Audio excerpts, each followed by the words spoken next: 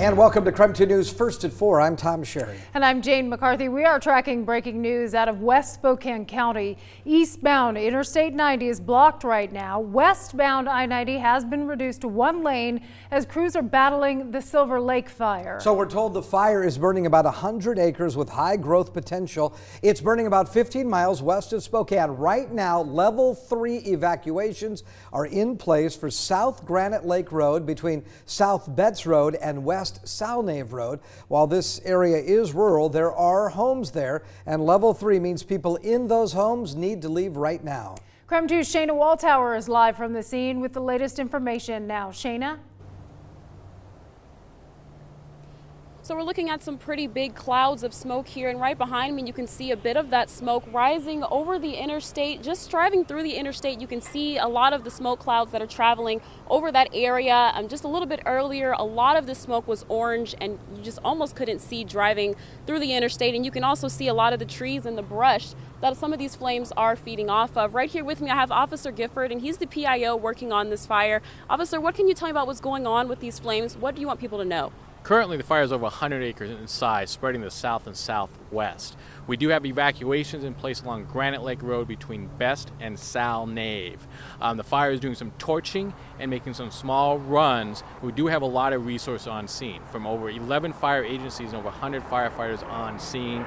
We have over 6 aircraft dropping on the fire, some of the fire bosses, as well as some heavy retardants coming in to assist the firefighters in this fire. So when you all first heard about these flames and you came, what was your first plan of attack? What were the steps that you were taking to get this put out? Anytime on fire, the first thing is protecting life, whether it's firefighters or the citizens. Then the crews started looking at making sure the structures are protected and started what we call anchor and flanker. The crews start at one safe point and start trying to put the fire as they go around the fire and pinch it off.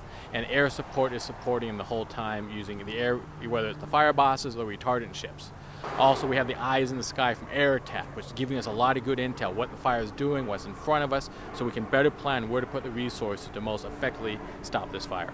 And with these flames being so close to the interstate, do you all have any concerns about it crossing over the interstate or coming onto other areas? There is some concern about jumping the interstate. Currently, the winds, though, are pushing more to the south and southwest, so that's helping us. We did have one spot fire to the north of the interstate, but it's only 1/10 of an acre in size.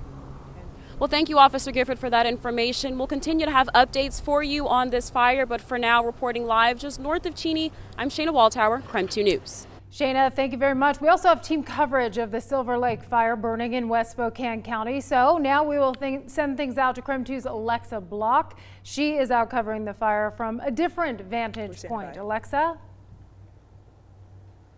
That's right. We're here on Silver Lake Road, just off of I-90. And as you can see, we have a pretty good view of the fire and all that smoke that's in the air. Now we're standing north of the fire that's burning. And just a few people have stopped and asked us, concerned about whether they think the fire is going to get over that ridge or spread across this water here. And right now we know our crews are working really hard, but we're not really sure what's going to happen next. And there's been several planes and doing airdrops and just trying to get a handle on things from this perspective here. I want to let you take a look at the other fire that's burning just across the water here. It's kind of in the distance. It's hard to see from here, but that's another fire that crews are all over. And so it just gives you kind of a perspective of how widespread this fire is in its different pockets.